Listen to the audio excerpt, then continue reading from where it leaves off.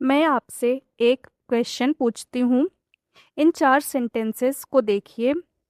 I study English, I am studying English, I have studied English, I have been studying English for 3 years।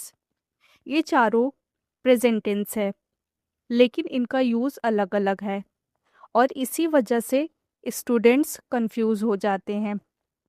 आज मैं आपको एक ऐसी trick बताऊंगी जिससे आप बिना रटे प्रेजेंट टेंस के चारों फॉर्म्स पहचान लोगे। एक क्वेश्चन पूछूं। अगर मैं आपसे बोलूं मैं स्कूल जाती हूं और फिर बोलूं मैं स्कूल गई थी और फिर बोलूं मैं स्कूल जाऊंगी, तो इन तीनों सेंटेंसेस में सबसे बड़ा डिफरेंस क्या है? जल्दी सोचिए।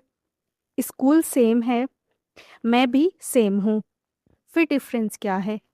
डिफरेंस है टाइम, और इसी टाइम को इंग्लिश ग्रामर में टेंस कहते हैं। अब ध्यान से मेरी बात सुनिए। आज के बाद टेंस रटना नहीं पड़ेगा, बस समझना पड़ेगा। सबसे पहले सेंटेंस देखिए। मैं स्कूल जाती हूँ, यहाँ काम रेगुलरली होता है।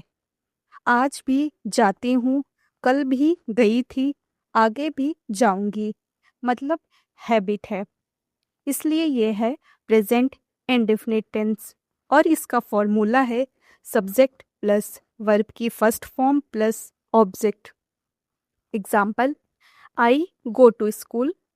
और एक बात बताइए, अगर सब्जेक्ट ही, शी या इट हो तो क्या होगा? क्या हम बोलेंगे ही गो टू स्कूल? नहीं, हम बोलेंगे ही गोज टू स्कूल। यानी प्रेजेंट इंडेफिनिट टेंस में ही, शी, इट के साथ वर्ब में एस या ई एस लगता है। अब अगला सेंटेंस देखिए। मैं स्कूल गई, यहाँ काम हो चुका है, अब मैं स्कूल नहीं जा रही, मैं जा चुकी हूँ। तो ये हो गया past indefinite tense. Formula subject plus verb की second form plus object. Example, I went to school. ध्यान दीजिए, प्रेजेंट में था गोज, पास्ट में बन गया वेंट, सिर्फ वर्ब चेंज हुई और टेंस चेंज हो गया। अब तीसरा सेंटेंस देखिए। मैं स्कूल जाऊंगी, काम अभी नहीं हुआ, फ्यूचर में होगा, तो ये हो गया future indefinite tense. Formula subject plus will plus verb की first form plus object. Example, I will go to school. इस पहचानने का सबसे इजी ट्रिक क्या है? हिंदी सेंटेंस के लास्ट वर्ड्स अगर सेंटेंस के एंड में ता हूँ, ती हूँ, ते हैं, तो प्रेजेंट टेंस है। जैसे, मैं क्रिकेट खेलता हूँ, वह इंग्लिश पढ़ती है। अगर एंड में आए ता था, ती थी, ते थे या यी, तो पास्ट टेंस है। जैसे, मैं क्रिकेट खेलता था, मैं मार्केट गया। और अगर एंड में आए गा, गी, गे, तो फ्यूचर टेंस है। जैसे, मैं मार्केट जाऊंगी, वो कल आएगी। अब एक छोटा टेस्ट करते हैं। मैं रोज इंग्लिश पढ़ती हूँ, कौन सा टेंस है? हाँ, प्रेजेंट टेंस। मैं कल इंग्लिश पढ़ी, कौन सा टेंस? पास्ट टेंस है। मैं कल इंग्लिश पढ़ूंगी, कौन सा टेंस है? Future tense. टेंस मुश्किल नहीं था, बस टाइम को पहचानना था। अब आप सोच रहे होंगे कि क्या प्रेजेंट टेंस सिर्फ एक ही होता है?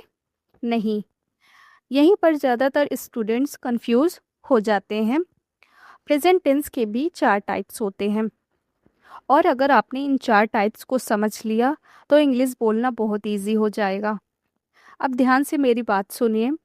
मैंने अभी कहा मैं रोज़ इंग्लिश पढ़ती हूँ। आई स्टडी इंग्लिश एवरी डे। यहाँ काम हैबिट है, रोज़ होता है, इसलिए यह था प्रेजेंट इंडेफिनिट। लेकिन अगर मैं बोलूँ मैं अभी इंग्लिश पढ़ रही हूँ, अब ज़रा बताइए, क्या मैं रोज़ की बात कर रही हूँ? नहीं, मैं इस वक्त की बात कर रही हूँ। यानी एक्शन अभी क्या चल रहा है, तो ये हो गया प्रेजेंट कॉन्टिन्यूअस टेंस। इसका formula subject plus is am are plus verb की first form plus ing plus object. Example, I am studying English. अब मैं आपसे एक क्वेश्चन पूछती हूँ। बहुत सारे स्टूडेंट्स बोलते हैं आई एम स्टडीइंग इंग्लिश। क्या ये सही है? नहीं, क्योंकि कॉन्टिन्यूअस टेंस में वर्ब के साथ ing लगाना ज़रूरी है। इसलिए आई एम स्टडीइंग इंग्लिश ये सही है। अब एक और सेंटेंस देखिए, वो क्रिकेट खेल रहा है। इंग्लिश सब्जेक्ट है ही, तो एम, इज या आर में से क्या आएगा?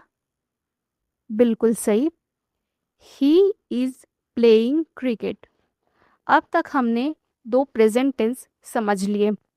Present indefinite habit, routine, daily actions बताता है। Example, I study English every day. Present continuous tense action happening right now. Example, I am studying English now. अब मैं आपसे एक इंटरेस्टिंग क्वेश्चन पूछती हूँ। अगर मैं बोलूँ मैं 2023 से इंग्लिश सीख रही हूँ, तो क्या ये सिर्फ अभी चल रहा एक्शन है? ये काफ़ी टाइम से चल रहा है। सोचिए, यहाँ एक्शन सिर्फ इस वक्त नहीं चल रहा, ये काम पास्ट में शुरू हुआ था और अभी भी चल रहा है। और इसीलिए इंग्लिश में एक अलग टेंस आता है, प्रेजेंट परफेक्ट कॉन्टिन्यूअस टेंस। और सच कहूँ, स्पोकन इंग्लिश में ये टेंस बहुत पावरफुल है। सेंटेंस देखिए, मैं 3 साल से इंग्लिश सीख रही हूँ। I have been learning English for 3 years। अब यहाँ एक चीज़ नोटिस कीजिए, फॉर 3 years सिंस 2023। जैसे वर्ड्स दिखते ही आपको अलर्ट हो जाना है, क्योंकि ये अक्सर प्रेजेंट परफेक्ट कॉन्टिन्यूअस टेंस की तरफ इशारा करते हैं। अब एक और सेंटेंस देखिए, मैं 2 घंटे से होमवर्क कर रही हूँ। अब फोकस किस पर है? कंप्लीट होने पर नहीं, फोकस है टाइम ड्यूरेशन पर। काम कब से चल रहा है, इसलिए यहाँ आएगा I have been doing my work for 2 hours।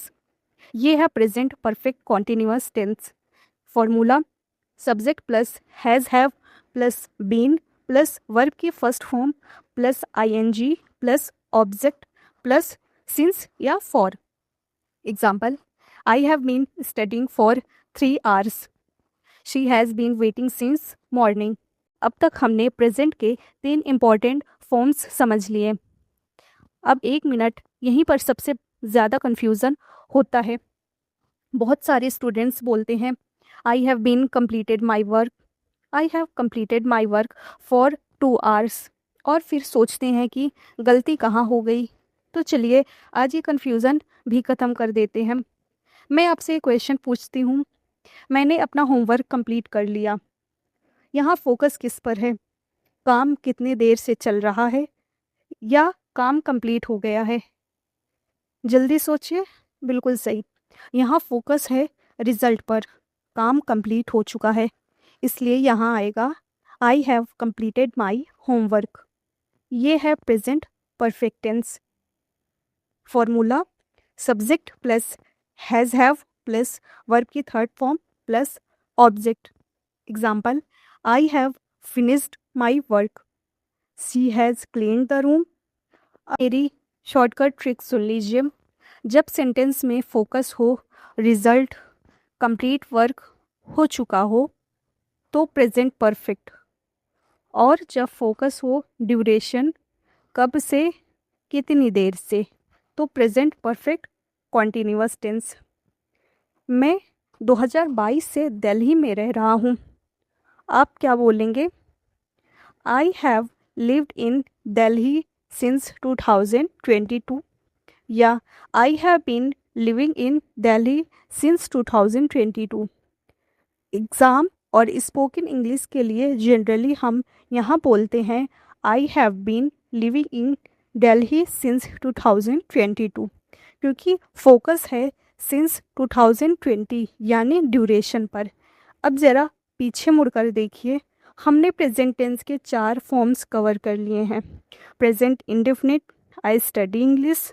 Present continuous, I am studying English. Present perfect tense, I have studied English. Present perfect continuous tense, I have been studying English for 3 years। और सच बताऊं, अगर आप इन चारों का difference समझ गए तो English learners के टॉप 80% से आगे निकल जाओगे।